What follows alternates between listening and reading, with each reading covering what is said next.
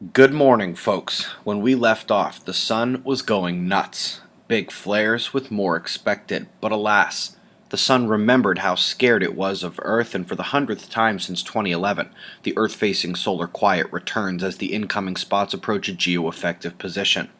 Solar flaring has been down, and the sunspots are not offering us major complexity. Forget the departing groups. That center disk region now has the negative umbras closer to the trailing positive than to its partner out ahead, but no major surging yet. Meanwhile, it's tough to tell how that little guy incoming popped such big flares before cresting onto the disk. I'm not totally sleeping on the spots, however, as the active areas around the spots far outmatch the surface area of the spots themselves. That would be the blue color I've highlighted as higher energy pulled into the foreground via contrast and hue reversal.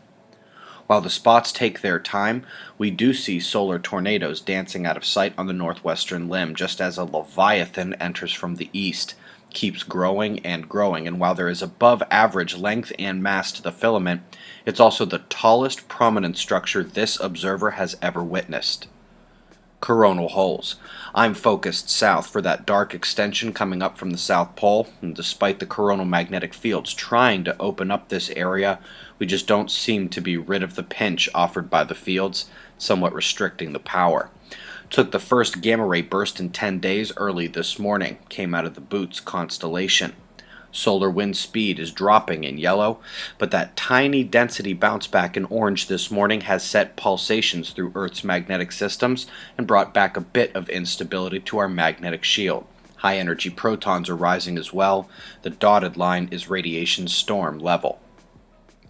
Top Earth news is the eruption of the Kopyası volcano. It hadn't erupted since the 70s, but now there are evacuations and ash falling everywhere. It is also quite a beautiful sight.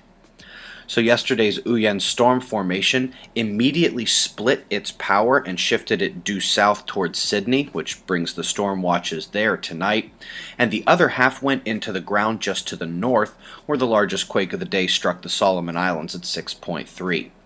Top news story is about Titan. We've seen how solar events appear to affect all planets while also accounting for the global warming pause, so why should the moons be immune to this effect? Major polar cold events are continuing. The North not only has been charging back, but it's trending now even more so the last 48 hours, starting to curl back up. All while ice gains in the south are even more staggering. It's now matched last year for the largest ice extent on record, and trending to break it this weekend. Let's come to the United States, where Earth spot convergence drives moisture towards the coastline from the Pacific here. That will be secondary to tonight's top watch, however, where heat and moisture come on shore from the Gulf of Mexico and begin screaming north, while a convergence from the previous low hooks back around to further destabilize the atmosphere. Most of this region has something of which to take note tonight, but the south is where the top alerts will be. Europe. Top story hasn't changed. The northern flows driving over this exact area once again, bringing weather watches to Viking country and the Eastlands. However, the moment this convergence in the Atlantic crests, all focus shifts there. Got your current conditions and shots of our star to close. Mobile Observatory West Coast Swing takes us to PrepperCon this weekend in Salt Lake City. We hope to see you there. Eyes open. No fear. It's 3:15 a.m. on the West Coast, and that's the news. Be safe, everyone.